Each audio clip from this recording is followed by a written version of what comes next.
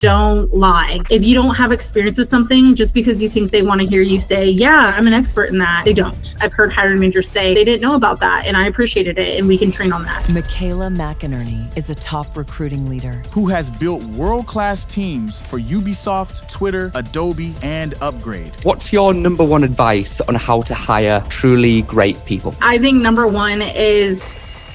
Welcome back to Decoded. My name's Alfie Whattam, and this is the show where I speak to experts about what it takes to build great teams and companies. Make sure that you click the follow or subscribe button for more great content like this, and I hope you enjoyed the episode.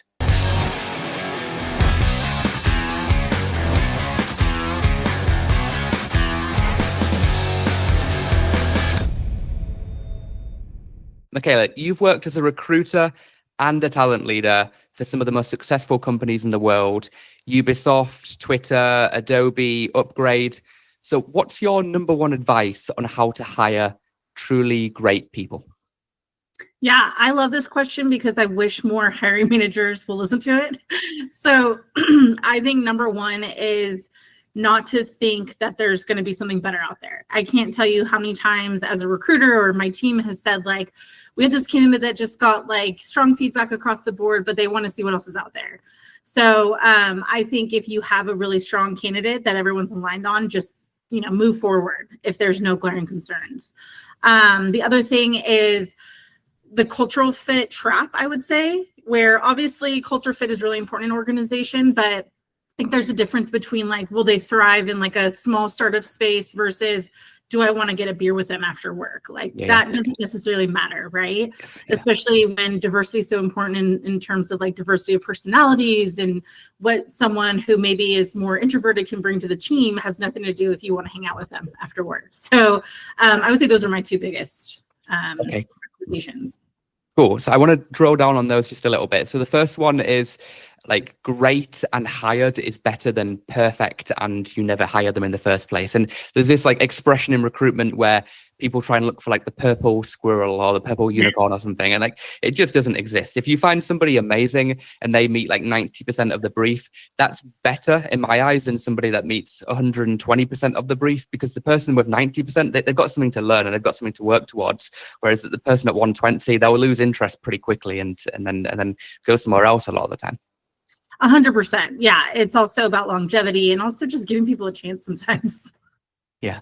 And I love what you said around culture add rather than just culture fit, because, you want people that you don't want to build a team of people that look and sound and talk exactly the same way. Like the best ideas come from people with different perspectives and backgrounds coming together and then looking at things from unique angles and approaches and then building stuff that way. Right.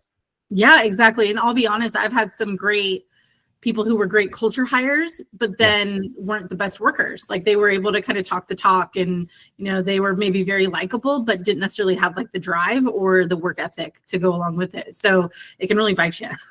Yeah, I've seen hundreds of people get hired before that are perfect on paper skill-wise. But if they don't have the other stuff that's important, then obviously it just doesn't matter at the end of the day. So it's really important to get both sides right.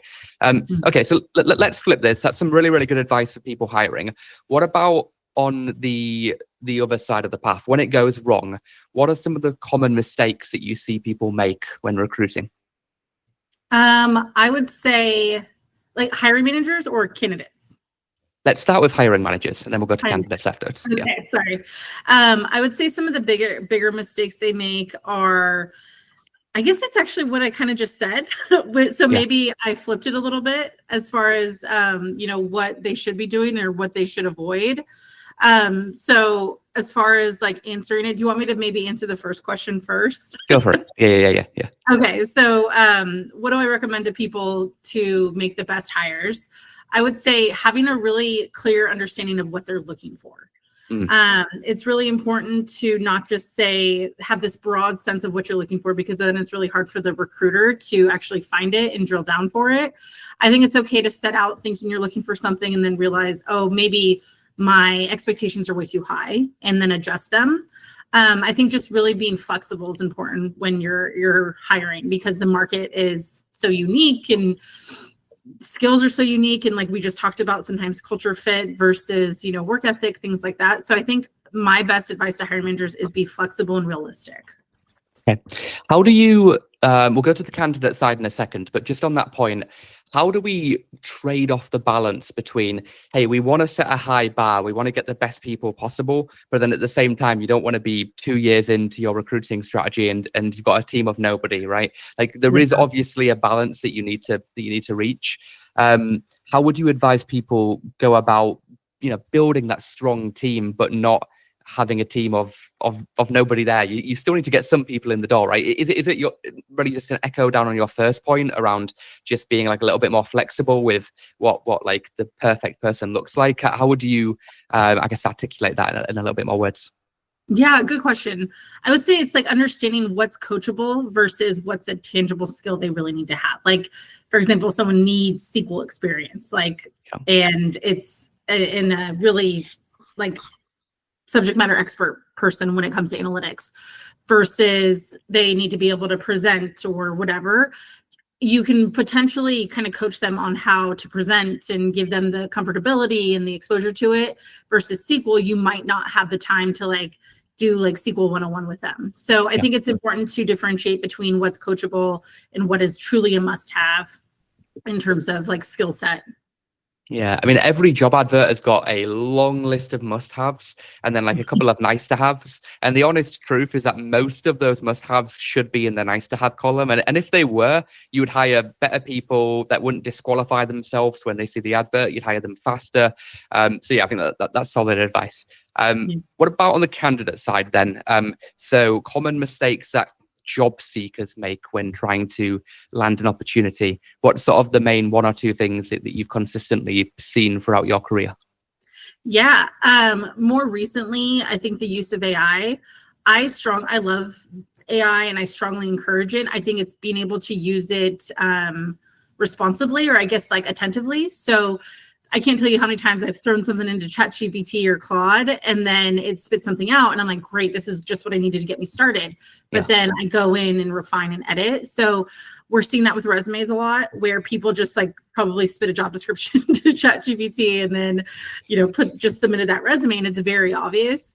So I think that's the biggest mistake I've seen recently. I think overall lack of brevity is big in terms of not being able to condense and be concise in terms of their skills. Because I think you had mentioned in one of your previous podcasts, like recruiters are overwhelmed, and now more than ever with not ChatGPT, but with spam generated from AI, to where we only have a few seconds to look at a resume. And if you have this long novel, it's really hard to get to the good stuff and understand what you've done. So I would say that's one of the bigger mistakes I've seen recently, and being able to, I think, tailor it specifically to the job you're looking to apply to, without obviously just copy and pasting, like we said. If you're looking to join an HR role, you shouldn't put all of your recruiting experience on it, because it not be able to translate how your recruiting experience translates to HR. So being able to tailor concisely and like a human. Yes. And I love that you are cool with people using AI as a starting point, but then adding the human touch on top, because where people go wrong is just when it becomes AI slop and they just thrust ChatGPT. I mean, the amount of resumes that I've seen where it has some very clear ChatGPT type language, whether that's like loads of M dashes or, you know, I can't help with that, I'm a large language model. And it's just, they've just literally copied and pasted it and picked, you know, and sent that across. And if that's your first impression on how you're presenting yourself, I mean, oh God, I mean, it's not a great sign, is it? So I love that as a starting point, and then adding the human touch, like you said, on top, and building upon it and making it more tailored for the role, because you will have a much better chance applying for 5 jobs with a tailored resume rather than 500 jobs with a generic resume, if that makes sense. Yeah, absolutely. And, obviously this market is insane, as we've seen. And on LinkedIn, you see these like devastating posts of like, I've applied to hundreds of jobs and, I haven't heard back from one. And I believe there's some folks out there who probably have tailored their resume to each and every one of those hundreds. But I also wonder, how tailored did you make those resumes to each of those, hundreds of jobs you're applying to? So it's a tough game. And in this market, being able to differentiate yourself from someone who is just, like you said, submitting AI slop is huge. This is a quick message to tell you about my company, Alpha AI. We built Lisa, the world's first AI-powered recruiter who screens candidates for you on autopilot. You can make your recruitment process 10 times faster, 90% lower cost, and significantly improve the candidate experience, all with our AI agent for hiring. Learn more at welovealpha.com or click the link below in the description. And now, back to the episode. And there's so many extra things you can do when it comes to tailoring to stand out. Like just a couple of examples. Candidates that submit a resume for a role and then follow up a few days later with like a personalized Loom video where they've got the resume open, they've got the job ad open, they've got their face there, and they're introducing themselves personally to you. They're describing in a minute why they're a good fit for the role and showing where the different jigsaw pieces connect. If you've got 300 applications and you receive that, that's going to put that candidate straight to the top of the pile and go, wow, this is interesting. Why this person stands out. Or doing some personal project that's related to the task. If the role involves building, software for a microphone, you can nowadays with vibe coding tools, you can build something very, very simple and then apply to the job and say, hey, I know this is what the job entails. Here's a little piece of that project that I've already started working on in my free time. And there's like so many little things that you can do to tailor and stand out your resume, which I'm pretty sure you'd agree with me. Most people, as in 99.9% of people, never take the time to do those extra little things. Yep, absolutely. And yeah, to your point, that goes a really long way. Yeah. What about on the flip side of AI? You talked about AI there from a candidate perspective, when it can go wrong and when it can be used to enhance it and to make it even better.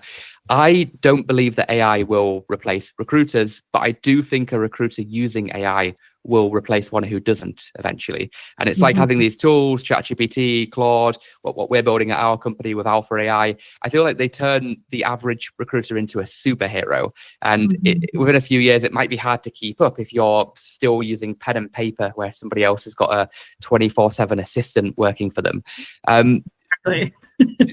Do you think people in our world should, from a hiring perspective, embrace AI or be scared of it?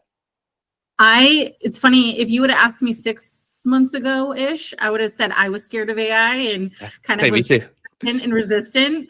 And I think our industry in recruiting, in HR specifically, has gotten really good at kind of forcing us a little bit, but doing it in a way that we can identify with and feel comfortable with. Like, for example, I went to a conference, I think Bright Hire had put it on a few months ago, and the chief people officer for Instacart, her name is, I wrote it down to make sure to quote her right, Christina Hall. Okay. She had shared a quote that just changed my life and changed my perspective of, we need to stop looking at AI as this, boogeyman coming up from behind us to take our jobs, and look at it as our like genie in a bottle and how it's going to help us and grant all of our wishes that we've always had as recruiters and people ops professionals. Because really, when you think about it, if you can dump all of your admin tasks on an agent and be able to focus on the human part of it, of which I know for myself is why I got into recruiting, of being able to advise leaders, being able to connect with candidates, that's the dream, right? Not to be bogged down in taking notes scrupulously or being able to schedule interviews, So I think that I'm all for AI, and I even have a challenge for my team on a monthly basis. We meet and just share all the different things we're doing with AI. One, to kind of hold each other accountable, but two, just to learn from each other, because the opportunities grow every day. I love that, because it's when I speak to recruiters, everyone says they're looking into AI, but then when you quiz them a little bit, they're using like a little bit of ChatGPT and that's about it. But if you actually have a group that holds each other accountable and is sharing new ideas and tools, then that's amazing, because that really, really will hold people accountable to push each other forward and really discover what's out there. Yeah, absolutely. And I like your point that it's not a replacement. It's a co-pilot. It's designed to make our lives better and faster and easier and lower the cost and the barrier for all of these tasks, because 90% of what we do a lot of the time, it should be automated. It's manual, it's admin, and the real strength of recruiting is building relationships. It's having those difficult conversations with candidates. It's closing them. It's the stuff that AI probably will never be able to do, at least not anytime soon. And like, we should be spending our time on those deep moments that matter rather than just grunt work, right? Exactly. Yeah. And it's how I think what's going to differentiate recruiters in the future state is who can maintain that personal touch, because I'm sure there's going to be a lot of organizations who do replace recruiters with AI. Hopefully it's a small percentage, but I'm sure that's coming. But I think the ones that will stand out to candidates and to, hiring leaders are the ones who have the human touch still. Yeah. So I think it's important to find out how to balance both. Yeah, exactly. If you're trying to replace it completely at this point, it's going to backfire. Like, use it as a tool to make your team 10 times faster and give them a much better candidate experience. Which kind of brings me on to the next point, because how do we ensure that we, AI aside, how do we ensure that we deliver a great candidate experience? So many times when you scroll on LinkedIn, all you see is people bashing recruiters and talking down upon what we do. And I get it, because for every one person that gets the job, there are hundreds that don't get the job. So, the PR is skewed from that perspective. But what sort of things do you do, and what sort of things do you believe recruiters should do to ensure a great candidate experience? Yeah, I love this question, because this is one thing that cannot be replaced by AI, and that's lead with empathy. So for myself, it's always been kind of my guiding light as a recruiter, and I try to impart it on my team is, put yourself in the candidate's shoes. If you went through this strenuous process and did this assignment, would you just want to receive an automated email that you didn't get it? No, and for me, I also look at the fact that sometimes I don't like to receive bad news, like on a call where I have to react to it live. So being able to think through, maybe I'll let them know we didn't move forward, and if they want to hop on a call to discuss, I'm happy to, or share the feedback there. So really trying to tailor your response to the experience the candidate has gone through. Also thinking about it, we're thinking about this right now with internal mobility at our company, and really having to put ourselves in our employees' shoes too, which is like going a step further. So leading with empathy is first and foremost, I would say, as far as how you impact the candidate experience, and just knowing that they're being treated like a human versus just another number that applied. Yeah. And the way that you treat them is the way that they're going to treat you when they're talking about the business to everybody else. Like words, travels fast. And, ultimately, when you're interviewing somebody for the job, apart from them being a customer, it's like the next closest thing that you can do to improve your brand and your reputation. Like, if somebody interviews and they don't have a great experience and they tell people, then it's hard to recover and save that in those people's minds. So it's so critical to lead with empathy, and I love what you said around tailoring the feedback. In fact, just giving them feedback, because most people just they interview for a job and they never hear back. And it's hard on our end, because we have oftentimes so many candidates to get through, but just taking a few minutes just to let each person know really can really separate you from everybody else.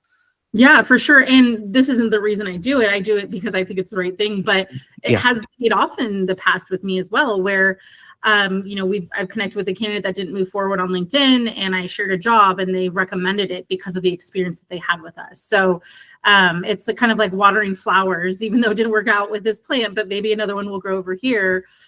So it's really just it's the right thing to do, but it's also beneficial for the business. Exactly. Okay, so we talked a moment ago about common mistakes that candidates make, and I'd love just to flip this as we finish to what candidates should be doing to stand out, I guess, with their resume, with their interviews. We'll start with the CV and the resume side of things. Is there anything specific that you would give advice-wise to a job seeker on how to prepare a really good CV? Apart from, the stuff that you mentioned around AI, and apart from, I guess, keeping it concise, is there anything in particular that you see on a resume and then you go like, wow, this person looks amazing? Yeah, honestly, going back to how recruiters are overwhelmed with resumes right now, sometimes when you put your portfolio of work or like the companies you worked for, a recruiter has no idea what those companies are. Doesn't mean that they're not great, doesn't mean they're not relevant, but being able to just provide a little bit of a blurb about like, it's a 500-person company and revenue was, 500 million or something along those lines, really goes a long way. And I learned that as a candidate when I've gone through job searches in the past is like Ubisoft. A lot of people didn't know what Ubisoft was. Yeah. It's like, oh, it's actually one of the biggest gaming companies, in the world. So being able to provide context is important. And I think also, again, going back to AI, I was thinking through this question that I really want to drive home. Like, I think it's okay to use AI in your resume. Just make sure you're refining and editing as needed.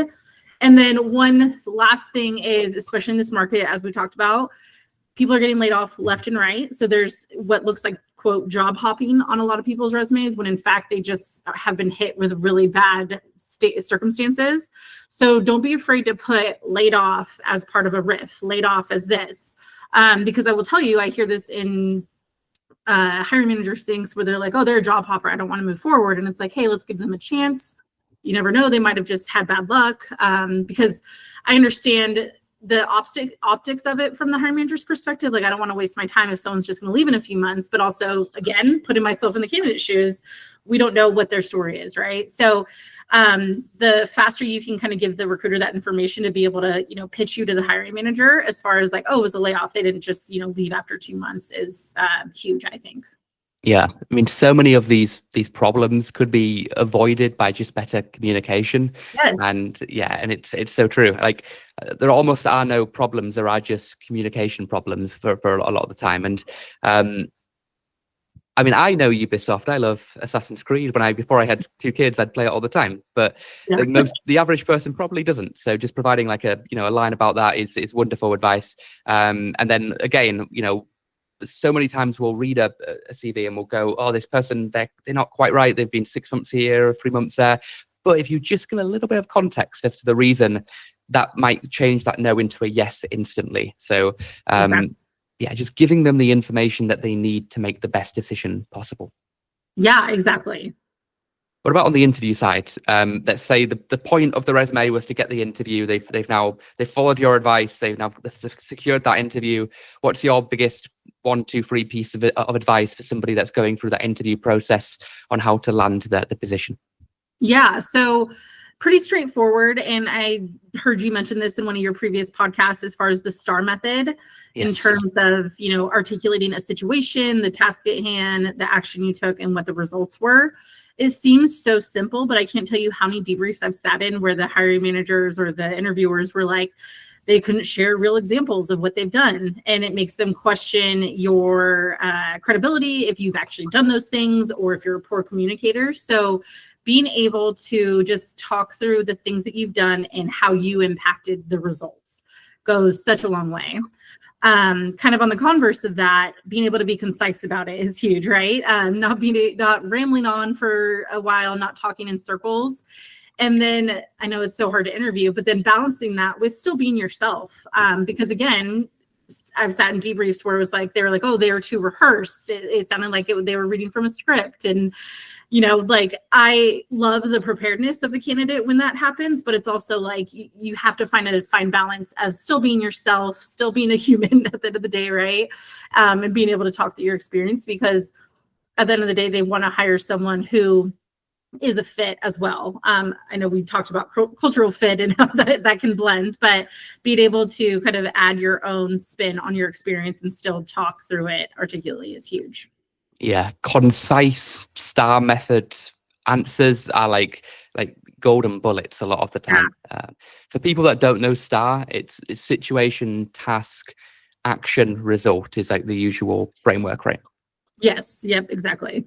And it's such an easy way to answer any question. Like if you oftentimes people will get a question, especially if you're like a very technical person, and your answer will just be like an essay.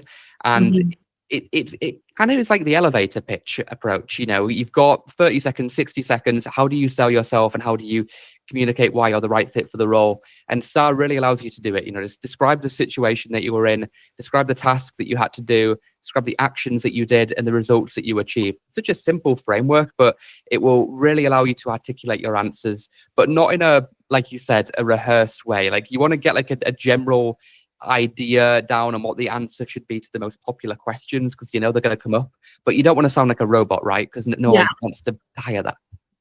Totally. And don't be afraid to pause. So, someone asks you a question and you're trying to think of an example. It's okay to say, like, that was a good question. Like, let me think through it. Obviously, don't make it awkward, like, don't wait there for like 30 minutes, but, don't be afraid to pause, because at the end of the day, they want you to give your best answer and be your best self. And even don't be afraid just to say, I don't know. Like, it's much better just to be honest and say, like, I'm not sure, but I can find out for you. I'll follow up and let you know. It's far better than just lying, because people usually know when someone's not telling the truth. Absolutely. And that was going to be the other thing I mentioned. Like, don't BS, don't lie. If you don't have experience with something, just because you think they want to hear you say, yeah, I'm an expert in that, they don't, because it turns out they'll be able to ask you follow-up questions and probably find out that you aren't. So just say, that is actually something I'm working on, or something I really want to learn more about. And that always goes a long way. Again, going back to just hearing tangible feedback and debriefs, I've heard hiring managers say they were really honest. They didn't know about that, and I appreciated it, and we can train on that, Yeah, it's almost like oftentimes not giving an answer and being honest it's just better than giving an answer and people knowing it's not true. So yeah, that can work in your favor. Okay. Yeah.